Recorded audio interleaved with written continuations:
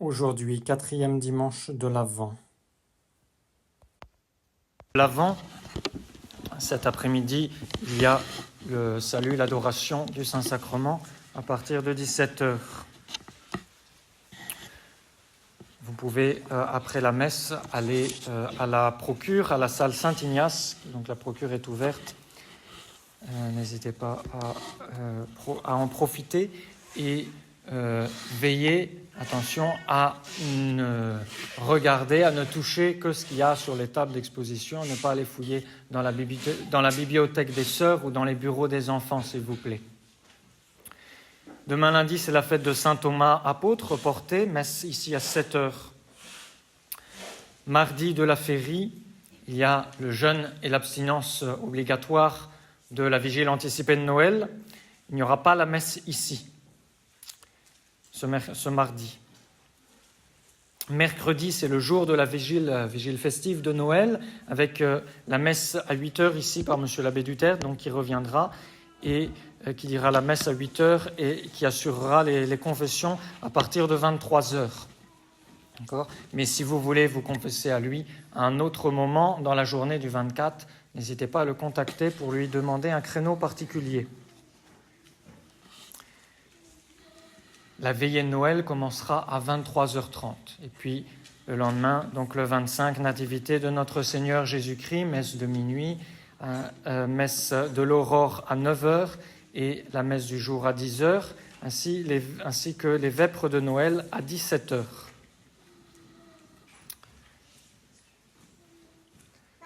Vendredi, le lendemain de Noël, c'est la fête de Saint-Étienne, premier martyr. Il y aura la messe ici à 8h. Le samedi, Saint-Jean, apôtre et évangéliste, il n'y aura pas la messe ici. Et dimanche prochain, les Saints Innocents, il y aura les messes aux horaires habituels.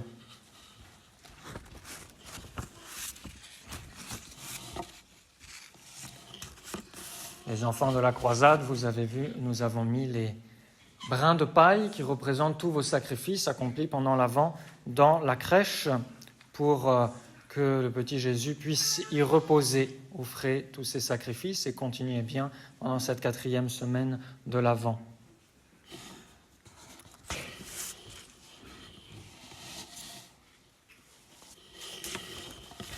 Au nom du Père et du Fils et du Saint-Esprit, ainsi soit-il. Aujourd'hui, je voudrais vous parler du prophète Isaïe.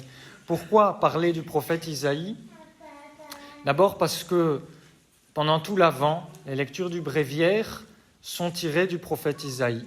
Ces lectures que le prêtre lit donnent l'esprit dans lequel se trouve l'Église pendant ce temps de préparation à Noël. Et le prêtre doit se nourrir de ces lectures pour ensuite en transmettre le fruit à ses fidèles. Ensuite, une autre raison, c'est que parce que la semaine passée, nous avons eu les messes des 4 temps et les lectures étaient tirées du prophète Isaïe. Aussi, l'introïde de la messe d'aujourd'hui utilise les paroles du prophète d'Isaïe. C'est le fameux « Rorate Celi des soupers »« Cieux, répandez votre rosée, que des nuées descendent le salut, que s'ouvre la terre et qu'elle donne naissance au Sauveur. » La rosée est l'image, bien sûr, de la grâce qui se dépose dans notre âme pour la féconder de la manière la plus douce qui soit en ce temps de Noël. Également, nous lisons dans l'Évangile d'aujourd'hui « La parole de Dieu fut sur Jean, fils de Zacharie, dans le désert, et il vint dans toute la région du Jourdain, prêchant un baptême de repentir pour la rémission des péchés, ainsi qu'il est écrit au livre des oracles du prophète Isaïe, Voix de celui qui crie dans le désert, préparez le chemin du Seigneur, aplanissez ses sentiers. » Isaïe a donc annoncé Saint Jean-Baptiste, qui lui-même a annoncé le Messie. Et nous devons suivre l'ordre que le bon Dieu a utilisé pour se révéler à nous. Et pour cela, nous devons apprendre à connaître les intermédiaires auxquels Dieu s'est fait connaître avant de se faire connaître à nous-mêmes, à tous les hommes. Autrement dit, les enseignements du prophète Isaïe et de Saint Jean-Baptiste préparent nos cœurs à mieux profiter des grâces de Noël. Et puis enfin, il y a une raison qui est liée au déroulement de la messe que je vous donnerai après. Cela entre dans le cadre de la série de sermons que je fais sur l'explication de la Sainte Messe, mais davantage je donne ce sermon à Nantes.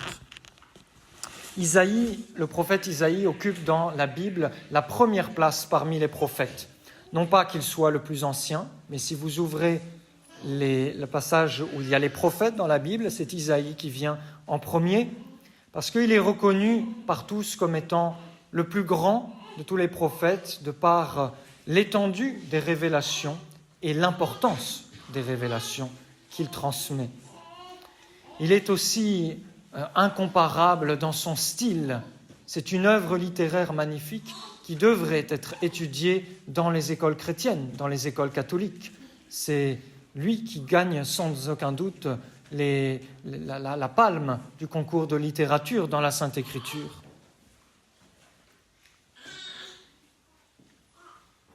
Il est le grand prophète, comme saint Paul est le grand apôtre. Saint Isaïe a exercé son ministère entre 758 et 712 avant notre Seigneur Jésus-Christ. Donc environ à égale distance de temps entre Moïse et notre Seigneur Jésus-Christ, pour vous situer. Il a vécu à une des époques les plus critiques de l'histoire du peuple juif, à un moment où la nation d'Israël était menacée d'être écrasée entre deux empires rivaux qui se disputaient le monde. D'un côté, l'Égypte, avec les pharaons, et de l'autre, le royaume d'Assyrie, avec Babylone comme capitale, où les Juifs seront plus tard déportés. Isaïe, le prophète Isaïe, est le continuateur de l'œuvre de Moïse, c'est-à-dire qu'il instruisait le peuple, il lui donnait des lois, il le menaçait s'il faisait le mal, et il lui promettait la récompense s'il faisait le bien. La grande différence d'avec Moïse, c'est qu'il a vécu à un temps où les Juifs avaient des rois. Et donc, Isaïe n'est pas le chef du peuple juif. Il a le rôle spécial de conseiller des rois. Il va conseiller ainsi 4 rois de Juda. De Juda, puisque le royaume des Juifs est divisé en 2. À cette époque, il y a le royaume de Juda, la tribu de Juda, et de l'autre côté, les autres tribus d'Israël. Isaïe sera souvent rejeté, persécuté même, et il terminera martyrisé en étant scié en 2 par une scie de bois. Nous devons donc prier ce grand martyr, ce héros de la foi, qui est canonisé par l'Église, puisqu'il se trouve dans le martyrologe chrétien, à la date du 6 juillet. C'est évidemment plus difficile pour nous de prier ces saints de l'Ancien Testament, desquels nous n'avons pas de figures, desquels nous connaissons moins de petites anecdotes de la vie. Pourtant, ce sont de grands saints, de très grands saints. Et le prophète Isaïe a certainement beaucoup de grâce à nous donner. Isaïe a préparé plus qu'aucun autre prophète l'avènement du Messie. Il a décrit d'une manière si exacte la vie du Messie à venir que saint Jérôme a dit de lui qu'on devait l'appeler plutôt un évangéliste qu'un prophète. C'est vraiment un homme rempli de l'Esprit de Dieu qui a raconté à l'avance la vie du Messie. Il vit à une époque où les Hébreux sont riches parce que leur pays a déjà toute une histoire derrière eux. Il y a eu le grand roi David, le grand roi Salomon, etc. Il y a eu la période faste du royaume des Juifs. Il y a une forte économie, mais une forte économie qui tend à s'amoindrir. Et surtout, le peuple est perverti, profondément perverti. Il tombe dans l'idolâtrie et ses chefs sont encore plus pervertis et encore plus corrompus. C'est une époque donc qui ressemble étrangement à la nôtre, où la France, comme Israël, a perdu sa grandeur politique et sur le déclin de son économie. Elle se situe entre 2 blocs de puissance mondiale et le peuple est perverti et encore plus ses dirigeants. Donc nous avons tout intérêt à prier le prophète Isaïe. Isaïe est plus encore le modèle du prêtre en temps de crise, qui instruit, qui exhorte, qui reprend, qui annonce les malheurs de la fin des temps, mais aussi qui console les justes. Et souvent, qui termine martyr, ou en tout cas rejeté de la société. Et dans cette messe, dans l'esprit de ce dimanche, l'Église vous demande de regarder le rôle spécial des prêtres. C'est ce que dit saint Paul dans l'Épître. Frères, ainsi qu'on nous regarde comme des serviteurs du Christ et des dispensateurs des mystères de Dieu. Et ce que l'on cherche dans les dispensateurs des mystères de Dieu, c'est que chacun soit trouvé fidèle.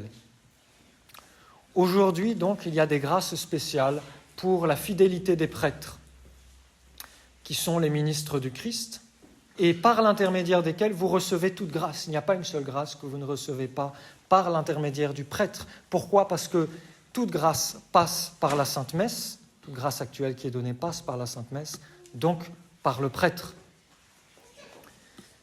Des grâces qui, bien sûr, dépassent bien souvent le prêtre. Il faut prier aujourd'hui pour la fidélité des prêtres. Isaïe, le mot Isaïe veut dire Dieu sauve. Vous voyez, c'est la même racine que le mot Jésus ou que le mot Josué, Dieu sauveur, Dieu libérateur du peuple. Il a été défini par la commission biblique sous Saint Pie X. Sous Saint Pie X, la commission biblique a fait a statué beaucoup de choses, parce que beaucoup de choses étaient attaquées par les modernistes, par les rationalistes. Et que disaient ces gens-là ? Ils disaient le livre d'Isaïe, avec ses 66 chapitres, n'a pas pu être écrit entièrement par Isaïe. C'est plusieurs hommes desquels on a rassemblé les écrits. C'est faux. C'est Isaïe, le saint Isaïe, qui est l'auteur de toutes ces révélations magnifiques, et l'ensemble de son livre forme un ouvrage magnifique à la gloire du Très-Haut et à l'annonce du Messie. Le livre d'Isaïe se divise en deux parties, en tout cas deux grandes parties. D'abord, les menaces de la justice divine pour détruire les pécheurs, et ensuite les consolations de la miséricorde divine par la venue de notre Seigneur, par sa grâce qui se répand sur les justes, et à la fin, les mystères de l'Église, du royaume de Dieu. Et pour vous permettre d'apprécier la beauté de l'œuvre d'Isaïe, pour vous faire goûter les trésors de la Sainte Écriture, eh bien, j'aimerais vous citer quelques passages du livre d'Isaïe. Et nous commençons par le chapitre 7, avec cette magnifique prophétie, la prophétie de l'Emmanuel. « Voici qu'une vierge concevra et enfantera un fils, et on appellera son nom Emmanuel. » Comment les modernistes ont-ils traduit ça ? Ils ont dit « une jeune fille a conçu ». Cela n'a rien d'extraordinaire qu'une jeune fille conçoive un enfant, bien sûr. Par contre, qu'une vierge conçoive celui qui est Dieu avec nous, cela c'est extraordinaire. Et donc, nous avons dans le prophète Isaïe l'annonce de la Vierge Marie. Au chapitre 9, Isaïe dit « Car un petit enfant nous est donné, un fils nous est donné, et l'empire reposera sur son épaule. On l'appellera son nom conseiller admirable, Dieu fort, Père du siècle à venir, Prince de la paix. » Ce sont des phrases que nous connaissons parce qu'elles sont dans les évangiles. Et qui les dit dans l'Évangile ? Eh bien, c'est l'ange Gabriel, à l'Annonciation, qui reprend les mots du prophète Isaïe. Et la Sainte Vierge, qui connaissait très bien les Saintes Écritures, et en particulier le prophète Isaïe, a tout de suite reconnu ce langage de l'ange. Et c'était bien un signe supplémentaire que cet ange venait du ciel. En acceptant de concevoir ce fils que lui annonçait l'ange, elle a accepté aussi d'accomplir toutes les prophéties. Et nous allons le voir, Isaïe prophétise aussi les souffrances terribles du Messie. Et Notre-Dame a accepté tout cela en un seul acte, en un seul fiat. D'abord, au chapitre, avant les prophéties de la Passion, au chapitre 11, sont prophétisés les dons du Saint-Esprit que Jésus nous donne. Un rejeton sortira de la souche de Jessé, Jessé c'est le père du roi David, et un rejeton de ses racines portera du fruit. L'Esprit du Seigneur reposera sur lui, esprit de sagesse et d'intelligence, esprit de conseil et de force, esprit de connaissance et de crainte du Seigneur. Les modernistes ont supprimé le don de crainte du Seigneur dans leur traduction, alors que la crainte du Seigneur est le commencement de la sagesse, le premier des dons du Saint-Esprit, le premier que nous devons obtenir. Au chapitre 35, il y a un encouragement magnifique pour les Juifs de l'époque, mais aussi pour nous chrétiens. Secourez les mains languissantes, c'est-à-dire ceux qui sont fatigués de travailler. Affermissez les genoux qui chancellent, ceux qui sont lassés de prier. Dites au cœur timoré, personnes qui manquent de courage, aux scrupuleux. Soyez forts, ne craignez point. Voici votre Dieu, la vengeance vient, la rétribution de Dieu. Dieu punira les méchants et récompensera chaque effort fait par les bons. Il viendra lui-même et vous sauvera. Alors s'ouvriront les yeux des aveugles et s'ouvriront les oreilles des sourds. Alors le boiteux sautera comme un cerf et la langue du muet criera de joie. La grâce, en effet, aura des effets extraordinaires dans les intelligences, dans les cœurs, dans les actions, dans les paroles de ceux qui la recevront. Au chapitre 40, Saint Jean-Baptiste est annoncé comme la voix qui crie dans le désert. Voici la voix de quelqu'un qui crie dans le désert. Préparez la voie du Seigneur, rendez droit dans la solitude les sentiers de notre Dieu. Toute vallée sera comblée, toute montagne et colline sera abaissée. Les chemins tordus seront redressés, les raboteux deviendront des voies aplanies, et la gloire du Seigneur sera révélée, et toute chair verra en même temps que la bouche du Seigneur a parlé. Autrement dit, Isaïe annonce ce magnifique travail de sanctification que va accomplir Saint Jean-Baptiste sur les hommes pour la venue du Messie et que l'Église reprend à son compte et accomplit en exhortant continuellement ses fidèles. Le chapitre 42 parle de la douceur du Sauveur. Il ne criera pas et ne relèvera pas la voix dans la rue. Il ne brisera point le roseau cassé et ne fera pas disparaître le tison qui fume. Il annoncera la justice selon la vérité. Notre Seigneur est le bon pasteur qui va chercher la brebis perdue. Apprenez de moi que je suis doux et humble de cœur. C'est ainsi qu'on reconnaît le Sauveur. Au chapitre 49, il y a l'annonce que l'Évangile sera prêché partout. Je t'établis aussi pour être la lumière des nations, afin que mon salut parvienne jusqu'aux extrémités de la terre. Après, il y a l'annonce de la passion du Christ, au chapitre 52 et 53. J'ai donné mon dos à ceux qui me frappaient, mes joues à ceux qui m'arrachaient la barbe. Je n'ai point caché ma face aux outrages et aux crachats. Et le chapitre 53, surtout, qu'on appelle le 5e évangile, parce que tellement il annonce précisément le martyre de notre Seigneur, sa passion. Il a vraiment lui-même pris nos langueurs sur lui, et il a lui-même porté nos douleurs, et nous l'avons considéré comme un lépreux, frappé de Dieu et humilié. Mais lui-même, il a été blessé à cause de nos iniquités, il a été brisé à cause de nos crimes. Nous tous, comme des brebis, nous avons erré. Chacun s'est détourné vers sa voie, et le Seigneur a mis sur lui l'iniquité de nous tous. Il a été offert parce que lui-même l'a voulu, et il n'a pas ouvert sa bouche. Comme une brebis qui sera conduite à la tuerie, et comme un agneau devant celui qui le tond, il sera muet et il n'ouvrira pas sa bouche. Voilà ces textes magnifiques. Il y a également au chapitre 55 le temps du pardon qui est annoncé. Cherchez le Seigneur pendant qu'il se laisse trouver. Invoquez-le tandis qu'il est proche. Que le méchant abandonne sa voie et l'homme inique ses pensées. Qu'il retourne vers le Seigneur qui aura pitié de lui, vers notre Dieu qui ne se lasse point de pardonner. Si Isaïe était là, il crierait aux pécheurs « Allez vous confesser ! Le temps de la miséricorde est là, allez recevoir le pardon du bon Dieu. » C'est cela qu'il faut entendre lorsque nous l'entendons. Et puis le livre d'Isaïe se termine avec l'annonce de la venue imminente de notre Seigneur et des consolations qu'il apporte. « Lève-toi, Jérusalem, sois éclairée, car ta lumière arrive et la gloire du Seigneur se lève sur toi. Car voici que les ténèbres couvriront la terre et l'obscurité des peuples.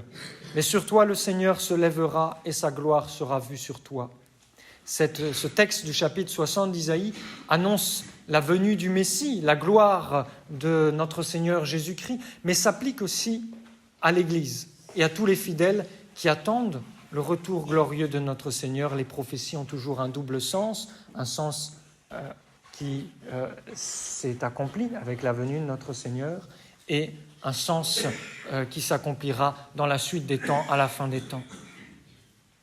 Et enfin, je terminerai par cette citation par laquelle notre Seigneur s'est fait reconnaître à Saint Jean-Baptiste. Saint Jean-Baptiste envoie des disciples à notre Seigneur pour savoir s'il est bien le Messie. plutôt pour que notre Seigneur dise qu'il est bien le Messie. Saint Jean-Baptiste savait parfaitement que notre Seigneur était le Messie. Et notre Seigneur s'applique cette citation d'Isaïe.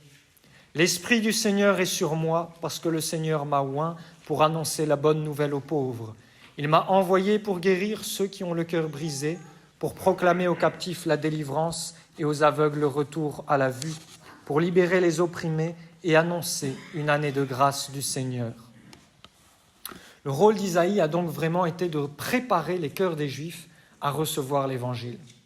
Et c'est pourquoi, avant de lire l'Évangile, pendant que le servant de messe transporte le missel d'un côté à l'autre de l'autel, le prêtre s'incline profondément au centre de l'autel et récite une prière qu'on appelle le monde d'accord.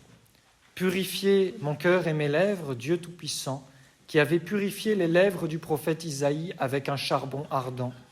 Daignez par votre miséricordieuse bonté me purifier pour que je sois capable de proclamer dignement votre saint évangile. Par le Christ notre Seigneur, ainsi soit-il. » Au 6e chapitre de son livre, le prophète Isaïe explique comment il a reçu l'esprit prophétique. Il a vu le ciel s'ouvrir et le Seigneur siégeant sur un trône de gloire, les séraphins volant autour de lui et se cachant le visage avec leurs ailes et réciter, chanter le Sanctus. Et alors Isaïe, terrifié, s'écrie « Malheur à moi parce que je me suis tu, parce que moi je suis un homme souillé par mes lèvres et que j'habite au milieu d'un peuple qui a les lèvres souillées et que j'ai vu le roi Seigneur des armées de mes yeux. Et un des séraphins vola vers moi et dans sa main était un caillou, il faut comprendre un charbon, qu'avec des pincettes il avait enlevé de l'autel et il en toucha ma bouche et dit « Cela a touché tes lèvres et ton iniquité sera effacée et ton péché sera purifié. » Monsieur Ollier, dans son livre magnifique sur les cérémonies de la messe, écrit ceci, commente ce passage, cette prière.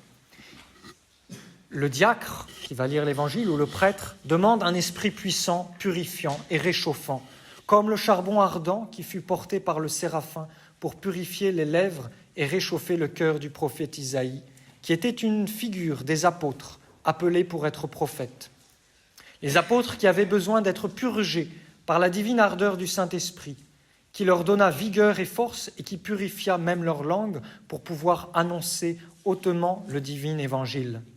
C'est pourquoi le Saint-Esprit descendit en forme de langue de feu pour leur donner l'ardeur au cœur et le feu en la bouche qui put échauffer les cœurs les plus refroidis. Ce séraphin, continue M. Ollier, signifie le Saint-Esprit et le charbon ardent qui purifie les lèvres signifie les dons du Saint-Esprit qui fait parler les saints apôtres et en fait des séraphins par l'ardeur qu'il leur donne. Et M. Ollier ajoute que les séraphins, parce qu'ils sont les anges qui se tiennent le plus proche de Dieu, sont des esprits tout ardents de feu et de flamme. Ainsi, ce même esprit en a fait autant des apôtres. Il les a fait devenir des feux ardents et des charbons de feu, les rendant, comme dit saint Paul, des ministres de feu et de flamme. Tout cela, ce sont des expressions de la Sainte Écriture. Monsieur Ollier explique de manière merveilleuse comment les prêtres reçoivent cette grâce spéciale de proclamer l'Évangile, et donc que la puissance du Saint-Esprit passe par leurs lèvres. Ceux qui écoutent l'Évangile, lu ou chanté par le prêtre, reçoivent la lumière et la grâce, plus que le prêtre ne peut en contenir, puisque s'il fallait donner la grâce à tout le monde, eh bien sans doute nous ne sommes pas assez saints pour cela. Donc c'est la puissance de Dieu qui opère. Le prêtre agit comme une arme à feu, dit M. Ollier. Avec un fusil ou un pistolet, la balle atteint sa vitesse maximale au moment où elle sort du canon. Et après, elle commence à ralentir à cause de la résistance de l'air. Ainsi, la proclamation de l'Évangile atteint sa force maximale quand elle sort de la bouche du prêtre. Et plus on est attentif, plus elle nous frappe fort. Plus on est près du canon, plus on est frappé fort par la balle. Avant de chanter l'Évangile, le prêtre dit encore cette prière. « Que le Seigneur soit dans mon cœur et sur mes lèvres pour que je proclame dignement et convenablement son Évangile. » Donc la lecture de l'Évangile à la messe est vraiment sanctifiante par elle-même.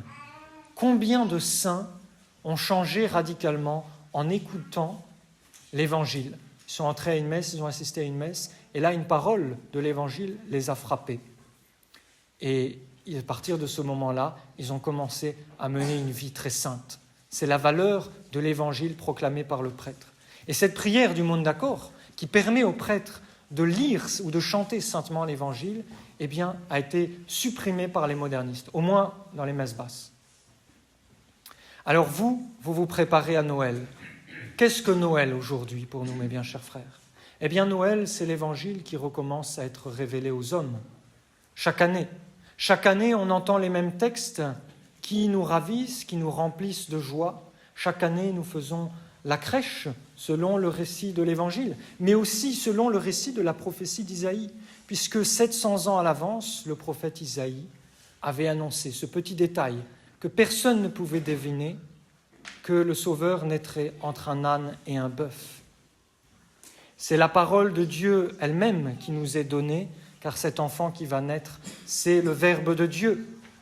Et donc les efforts de silence que vous avez faits, que les enfants ont faits pendant l'Avent, eh bien, permettent de recevoir avec fruit cette parole éternelle descendue du ciel pour nous donner l'Évangile. L'Évangile ne parvient à la terre que par les prêtres. Et s'il n'y avait plus de prêtres, il n'y aurait plus de Noël, il n'y aurait plus la grande nouvelle que l'ange a annoncée au berger. D'où l'esprit liturgique de ce dimanche. Prier pour la sanctification des prêtres, qui vont renouveler pour tous les hommes le mystère de Noël, pour vous en donner les grâces. Et donc, que la Vierge qui va enfanter, la Vierge prophétisée par Isaïe, que le prophète Isaïe, que Saint Jean-Baptiste sanctifie les prêtres et prépare vos cœurs à recevoir avec fruit l'évangile de Noël, au nom du Père et du Fils et du Saint-Esprit, ainsi soit-il.